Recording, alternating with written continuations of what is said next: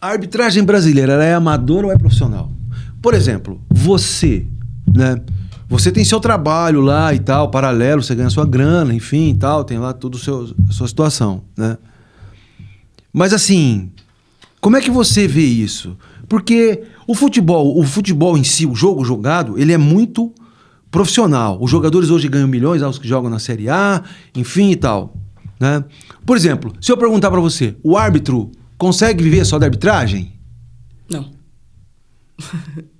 Como é que é ser árbitra de futebol num país onde o futebol é profissional e o cara consegue viver do futebol, mas o árbitro, aquele que apita o jogo, não?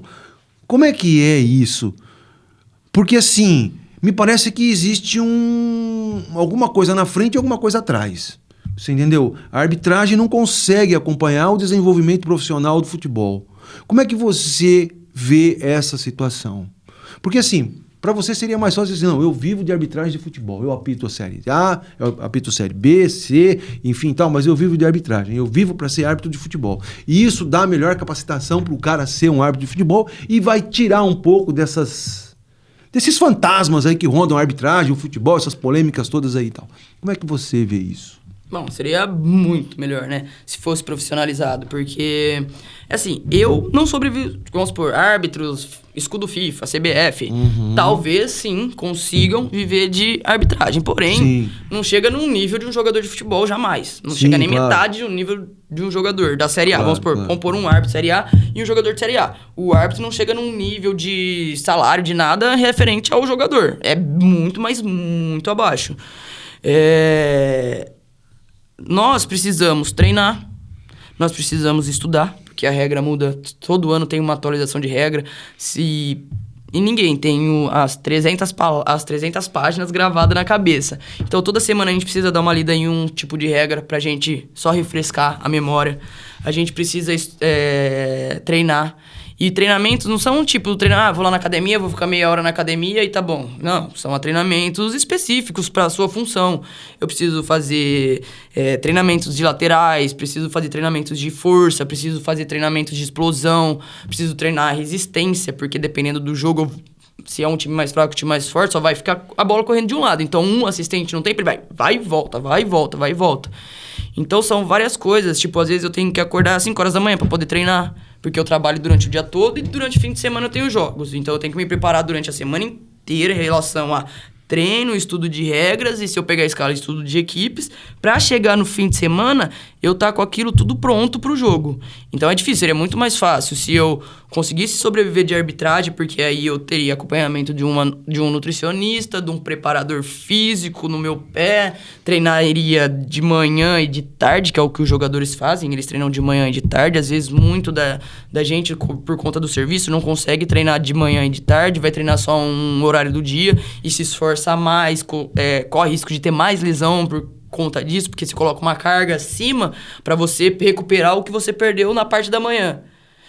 Então, é complicado num mundo num país que o futebol é a paixão dos torcedores e de todo mundo, o árbitro ser só um amador. Tipo, o amador, assim, que eu diga, por não ser... É o amador da história, porque na verdade o árbitro é o amador da história. Porque não é todo reconhecido mundo lá é profissional, todo mundo ganha bem e o árbitro é o amador. Só que, e aí você tem um componente, porque assim, na minha visão, tá?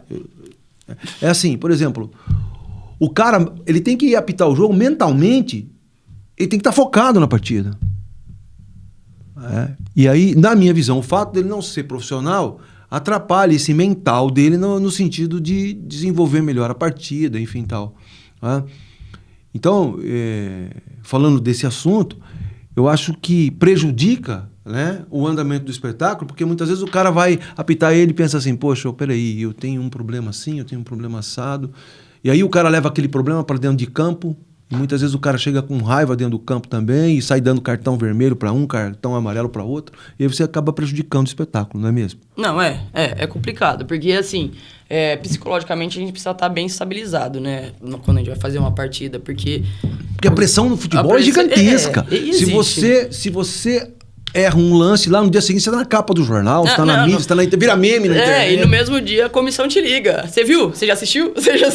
Teve jogo de eu sair e falar assim, Carol, você já viu o seu jogo? Você já assistiu o seu jogo já? Fala, não, por quê? Porque aconteceu isso. Nesse tal minuto, vai lá e olha. Então, tipo, às vezes você sai do jogo, já tem a comissão te ligando, perguntando o que aconteceu em certa situação.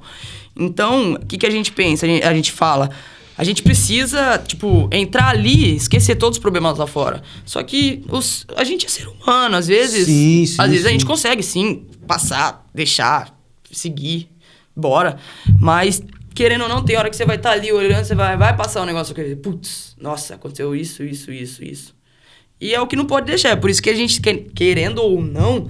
Tem a psicóloga, tem tudo, essa parte de departamento, pra se a gente tiver algum problema, conversar, ela explicar, passar formas da gente fazer em casa, coisa de respiração, pra mentalmente você saber focar em alguma coisa só na hora que você estiver ali, tentar esquecer seus problemas de fora. Porque realmente, se você levar uma coisa mínima pra dentro de campo, isso te atrapalha. Igual do jogador que eu tava te falando. Que, tipo, às vezes o cara tá lá comendo arroz de salsicha antes de jogar. Aí ele entra, o que ele quer? Ele tá puto da vida. Então, uma faltinha mínima que ele recebe, ele vai explodir. Ele vai ficar daquele jeito. Então, é complicado, é difícil. Mas o que a gente faz? Dentro de campo é dentro de campo. Tentar deixar os problemas sempre pra fora. Porque se a gente levar, realmente vai atrapalhar em alguma situação ou outra. A minha visão e a visão dos pessoal que eu converso e tenho jogo é o que a gente fala. Gente, estamos aqui dentro, vamos focar aqui, vamos falar daqui, esquece lá fora. Na hora que a gente voltar, acabar o jogo, aí a gente pensa no nosso problema de fora. Porque aqui dentro também a gente não vai resolver nada que é lá fora. Então aqui dentro a gente precisa focar aqui para resolver o que acontecer daqui. Mas psicologicamente é complicado, você tem que estar com ele bem treinado para você saber. Agora é minha hora do jogo, eu preciso esquecer o que aconteceu. Vamos supor, meu carro quebrou na viagem, tem que esquecer que meu carro quebrou. Semana atrasada, eu fui fazer jogo, meu carro quebrou indo pro jogo. Bateu uma pedra no radiador, estourou o radiador do meu carro.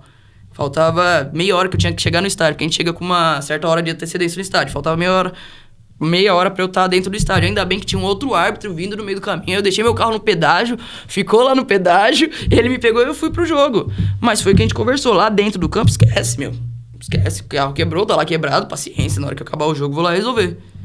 E é complicado, é difícil. Mas é satisfatório.